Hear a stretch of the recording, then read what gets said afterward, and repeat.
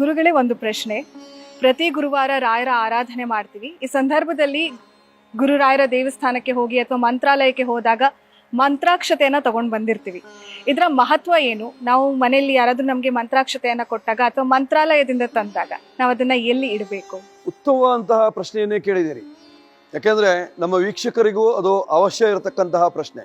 ಗುರುವಾರ ದಿವಸ ನಾವು ರಾಯರ ಪ್ರಾರ್ಥನೆಯನ್ನು ಮಾಡ್ತೇವೆ, ರಾಯರನ್ನು ಆರಾಧಿಸ್ತೇವೆ. ಸಾಧಾರಣವಾಗಿ ಮಂತ್ರಾಲಯಕ್ಕೆ ಹೋಗಿರ್ತೇವೆ. ಮಂತ್ರಾಲಯಕ್ಕೆ ಹೋದಂತಹ ಸಂದರ್ಭದಲ್ಲಿ ಗುರುರಾಯರನ್ನ ಪೂಜಿಸಿ ಗುರುಗಳಿಂದ ಮಂತ್ರಾಕ್ಷತೆಯನ್ನು ತೆಗೆದುಕೊಂಡು ಬರ್ತೇವೆ. ಮಂತ್ರಾಕ್ಷತೆಯ ಮಹಿಮೆ ಅಪಾರವಾಗಿರ್ತಕ್ಕಂತಹದ್ದು.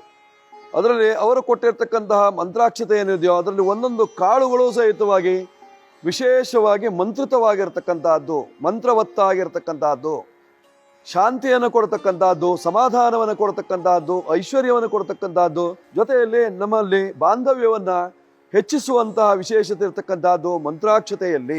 ಅಷ್ಟು ವಿಶೇಷವನ್ನು ಹೊಂದಿರತಕ್ಕಂತಹ ಮಂತ್ರಾಕ್ಷತೆಯನ್ನು ಗುರುಗಳು ಮನಸಾಪೂರ್ತಿಯಾಗಿ ಆ ಮಂತ್ರಾಕ್ಷತೆಯನ್ನು ನಮಗೆ ಕೊಡುವಂತಹ ಸಂದರ್ಭದಲ್ಲಿ ಒಳ್ಳೆಯ ರೀತಿಯಲ್ಲಿ ನಗೆಯಾಡ್ತಾ ಒಳ್ಳೆಯ ರೀತಿಯಲ್ಲಿ ಆಶೀರ್ವಾದವನ್ನು ಮಾಡಿ ಮಂತ್ರಾಕ್ಷತೆಯನ್ನು ಕೊಡ್ತಾರೆ. ಒಳ್ಳೆಯದಾಗಲಪ್ಪ, ಶುಭವಾಗಲಿ, ಸಮಾಧಾನವಾಗಿರಿ, ನಿಮ್ಮ ಸಂಸಾರ ಒಳ್ಳೆಯದಾಗಲಿ, ಈ ರೀತಿಯಲ್ಲಿ ಒಳ್ಳೊಳ್ಳೆಯ ಮಾತುಗಳನ್ನು ಆಡುವುದರ ಮೂಲಕವಾಗಿ ಮಂತ್ರಾಕ್ಷತೆಯನ್ನು ಕೊಡ್ತಾರೆ. ಆ ಕೊಡುವಿಕೆ ಏನು, ಮಂತ್ರಾಕ್ಷತೆಯನ್ನು ಕೊಡುವಿಕೆ ಇದೆಯೋ ಅದೇ ನಮಗೆ ಒಂದು ರೀತಿಯಲ್ಲಿ ಐಶ್ವರ್ಯ ಇದ್ದ ಹಾಗೆ. ಆ ಮಂತ್ರಾಕ್ಷತೆಯನ್ನು ನಾವು ಬಟ್ಟೆಯಲ್ಲಿ ತೆಗೆದುಕೊಳ್ಳಬೇಕು, ಕೈಯಲ್ಲಿ ತೆಗೆದುಕೊಳ್ಳುವ ಹಾಗಿಲ್ಲ. ನಾವು ವಸ್ತ್ರವನ್ನ ಅಥವಾ ಉತ್ತರೀಯವನ್ನ ಹಿಡಿದು ಆ ಮಂತ್ರಾಕ್ಷತೆಯನ್ನು ನಾವು ತೆಗೆದುಕೊಂಡು ಮಂತ್ರಾಕ್ಷತೆಯನ್ನ ತಲೆಯಲ್ಲಿ ಇಟ್ಟುಕೊಳ್ಳಬೇಕು. ಯಾಕೆಂದ್ರೆ ಸರ್ವಸ್ಯ ಗಾತ್ರಸ್ಯ ಶಿರಪ್ರಧಾನಂ, ಇಡೀ ಶರೀರಕ್ಕೆ ತಲೆಯೇ ಪ್ರಧಾನವಾಗಿರ್ತಕ್ಕಂಥದ್ದು. ಆ ತಲೆಯಲ್ಲೂ ಮೂರ್ಧಾಸ್ಥಾನ, ಈ ಮಧ್ಯಭಾಗ, ಈ ಭಾಗ ಏನಿದೆಯೋ ಇದು ಅತ್ಯಂತ ಶ್ರೇಷ್ಠವಾದಂತಹ ಸ್ಥಳವಾಗಿರ್ತಕ್ಕಂಥದ್ದು.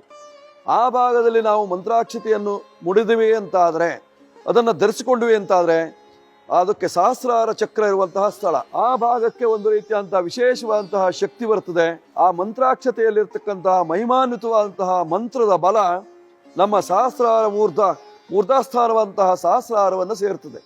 ಆ ತನ್ಮೂಲಕವಾಗಿ ನಮಗೆ ಮೆದುಳಿನ ಮೂಲಕವಾಗಿ ನಮ್ಮ ಶರೀರವನ್ನು ಆವರಿಸಿ ನಮಗೆ ವಿಶೇಷವಾದಂತಹ ಶಕ್ತಿ ಸಂಪನ್ನತೆಯನ್ನ, ಸೌಷ್ಠವತೆಯನ್ನು ಕೊಡುವಂತಹದ್ದು ಮಂತ್ರಾಕ್ಷತೆಯಾಗಿರ್ತಕ್ಕಂಥದ್ದು. ಆ ಮಂತ್ರಾಕ್ಷತೆಯ ಮಹಿಮೆ ಬಹಳ ಅಪಾರವಾಗಿರ್ತಕ್ಕಂಥದ್ದು.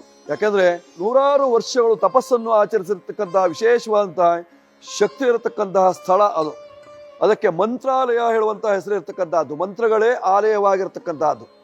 ಮಂತ್ರಗಳಲ್ಲಿ ಋಗ್ವೇದ, ಯಜುರ್ವೇದ, ಸಾಮವೇದ, ಅಥರ್ವಣ ವೇದ, 4 ವೇದಗಳಿಂದ ಬಂದಿರತಕ್ಕಂತಹ ವಿಶೇಷವಾದಂತಹ ಮಂತ್ರದ ಶಕ್ತಿ ಆ ಜಾಗದಲ್ಲಿದೆ.